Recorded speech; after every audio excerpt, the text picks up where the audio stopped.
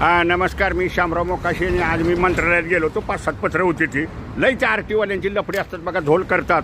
आता पालघर आरटीओला मान्यता मिळून 1 वर्ष झालं, पण कायच्या विरार आरटीओवाले काही नाव काढत नाहीत. कारण त्यांनी जर त्या विरार आरटीओचं जर वर्गीकरण झालं, पालघर आरटीओ चालू झालं तर त्या आरटीओवाल्यांचा झोल कमी होणार आहे. आपण 2-3 पहिली पत्र लिहिलेली होती. आता शासनाकडे काही जागा लवकर उपलब्ध होत नाही, तर आज आपण मुख्यमंत्र्यांना पत्र लिहिलेलं आहे की ताबडतोब विरार आरटीओमधला 3 तालुके वगळा. त्यांच्या कार्यक्षेत्रात पालघर जिल्हा ते त्यांचं कार्यक्षेत्र पूर्ण आहे, पण त्याच्यातून 3 तालुके वगळा, म्हणजे डहाणू तालुका, तलासरी तालुका आणि पालघर तालुका.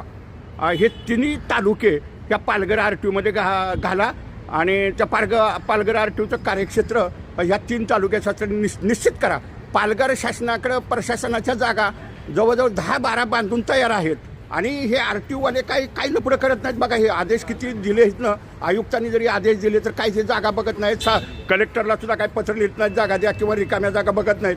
तर मुख्यमंत्र्यांनी तात्काळ आदेश द्यावेत आणि विरार आरटीओची जरा मक्तेदारीच मोडून काढावी. लई तिथं झोल चालतो बघा सगळा.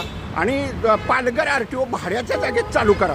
जागा मिळेल तेव्हा मिळेल, कारण ह्या आरटीओवाल्यांना काय पडलेलं नाही. आणि ह्या 3 तालुक्यासाठी डहाणू तालुका, तलासरी तालुका आणि पालघर तालुका, ह्या तिन्ही तालुक्यासाठी पालघर प्रशासनाची जागा आहे. ती जागा भाड्याने घ्या आणि लवकरात लवकर चालू करा म्हणून मागणीपत्र तसं दिलेलं आहे आपण. धन्यवाद.